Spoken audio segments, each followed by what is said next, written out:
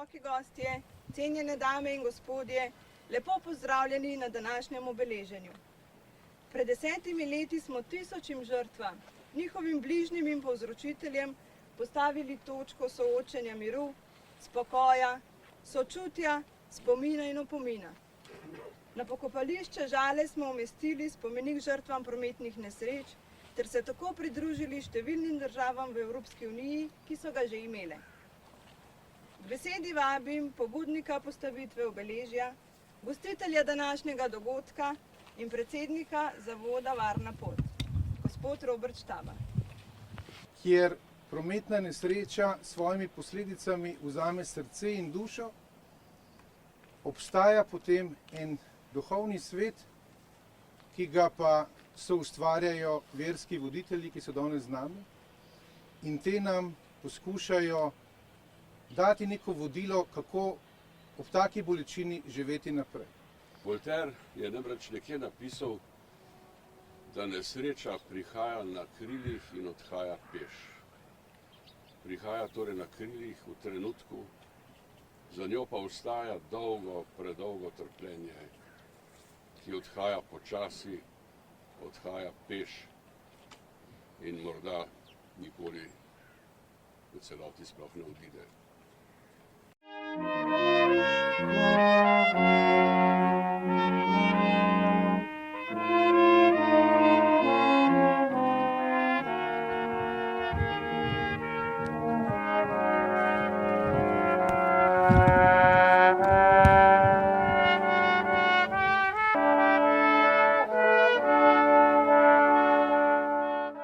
Spoštovani, priti v položaj, ko kdo koga nima več, izgubiti.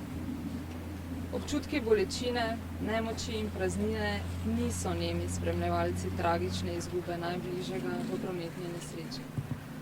So kot Munhov krik, brezčasen simbol človeške tesnobe. Kaj vse smo, ko se zavemo, da je bilo življenje nam drage osebe odvzeto? Nemočni, nevidni, neslišani, neutoložljivi, neskončno prazni. Zavedno spremenjeni vsi, ki ostanejo, vsi, ki jih imamo radi. V samostojni Sloveniji je bilo nenadoma prekinjenih skoraj 7900 življenjskih poti, še nekajkrat več je bilo poškodovanih in še več je tistih, ki so za vselej izgubili. Spoštovani, promet in cesta napak ne oproščata. Dovolj je zgolj trenutek in življenje se lahko posamezniku popolnoma spremeni. Najhujše posledice prometnih nesreč, v katerih so smrtne žrtve in hude telesne poškodbe, občutijo predvsem družine.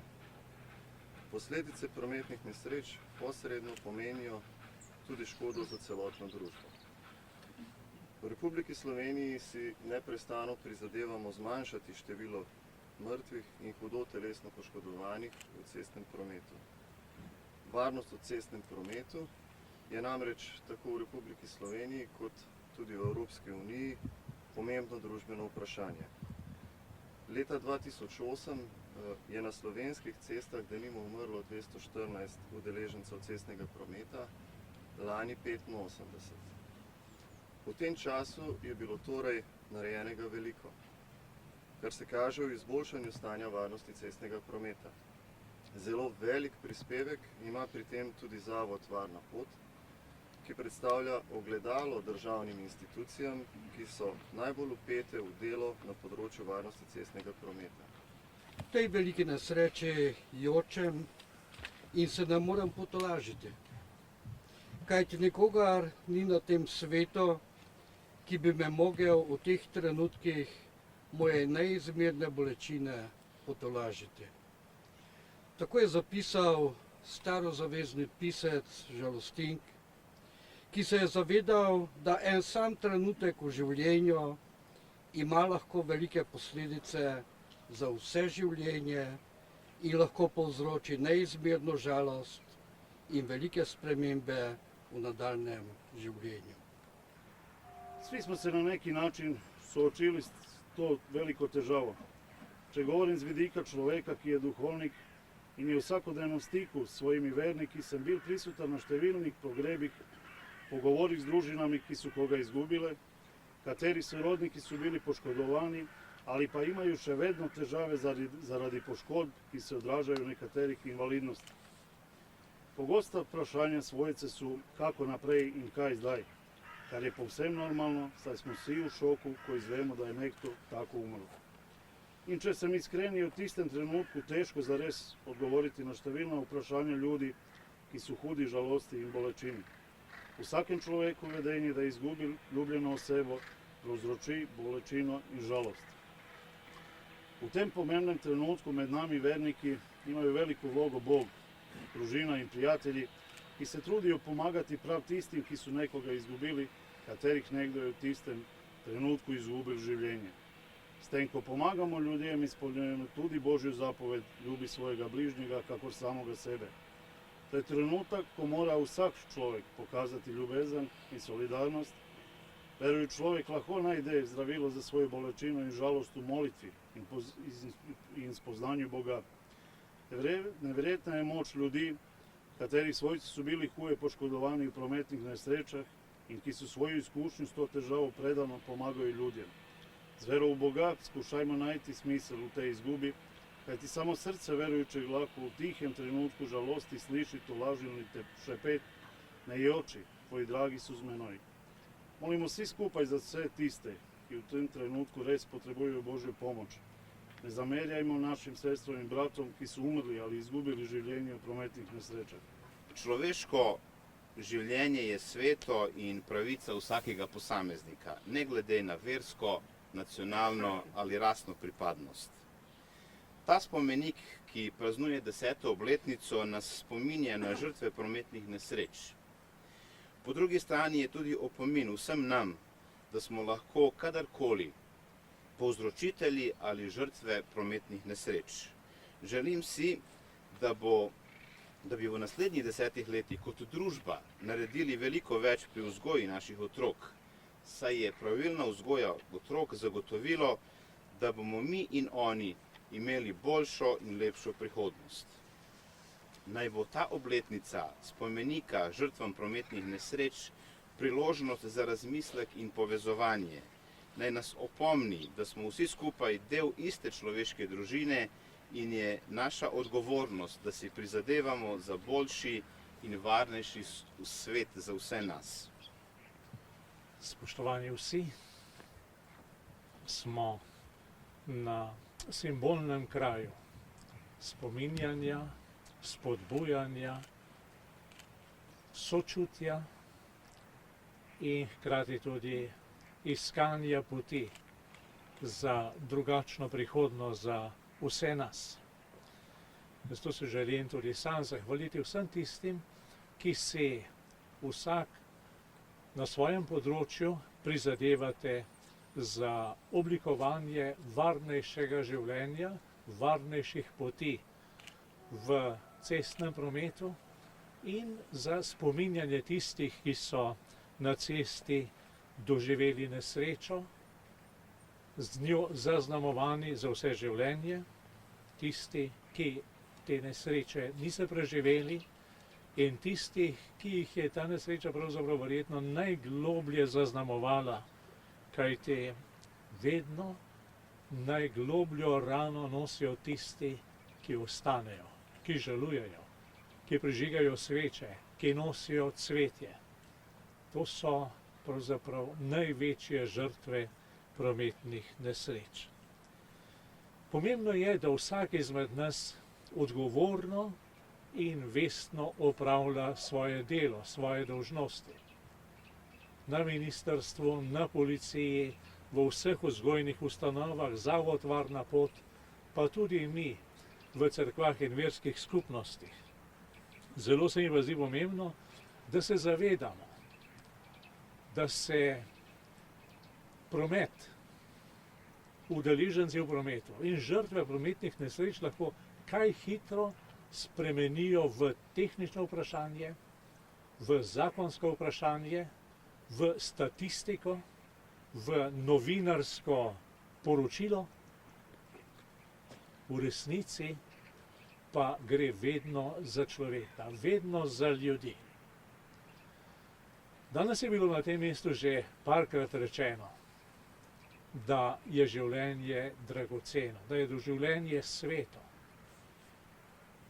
Mi moramo priti do zavesti, da bo življenje sveto ne samo na krajih spominjanja, ampak da bo življenje sveto na vseh mestih, na vseh prizoriščih vsakdanjega življenja. Tam se v resnici oblikuje človek, ki se bo tudi v prometu vedel odgovorno in upošteval, kot je že bilo rečeno, tudi vse druge udeležence v prometu. Začne se v vrtcu. Začne se z objavami v naših medijih. Začne se z protesti na naših ulicah. Začne se s slogani, ki jih pišejo po naših fasadah. Začne se s tisto splošno kulturo življenja, spoštovanjem življenja in prizadevanjem za življenje, iz katerega potem raste odgovornost vsakega posameznika.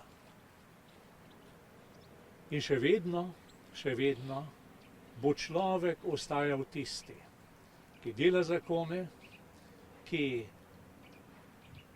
izpopolnjuje vse tehnične pogoje za večjo varnost, nazadnje pa je spet človek tisti, ki zakone upošteva ali pa ne, ki večjo varnost tudi sam uporablja za varnost sebe in drugih, ali pa dokazuje samega sebe v tej večni tekmi uveljavljanja in iskanja prednosti,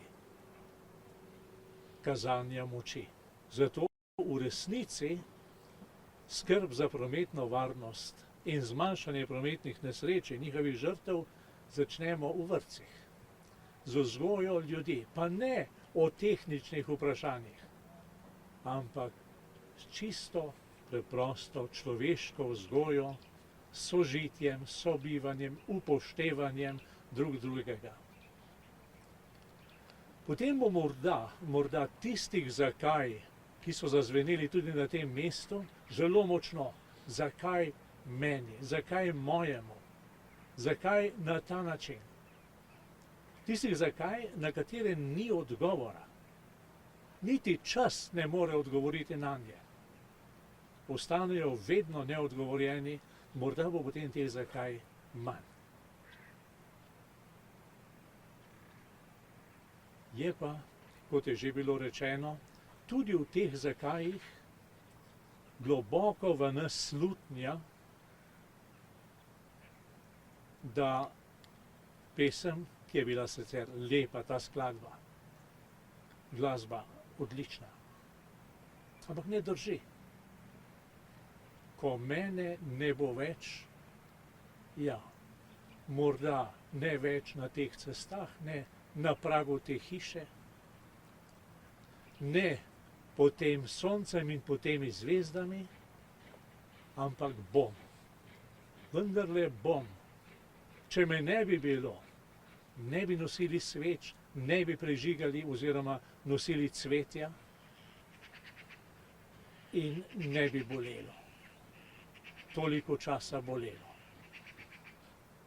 In zato v tem trenutku prosim njega, Gospoda, ki je gospodar življenja, vendar tisti gospodar, ki za življenje skrbi, ki je, kakor se čudovito izraža Sveto pismo, življenje ljubeči Gospod, ki je vse, kar je ustvaril, ljubi in vse, kar je ustvaril, sprejema v svoje naročje. Ga prosim, da vse, ki so umrli, sprejme v objem svoje ljubezni, da z nežno ljubeznijo obriše solze in tolaži srca žalujočih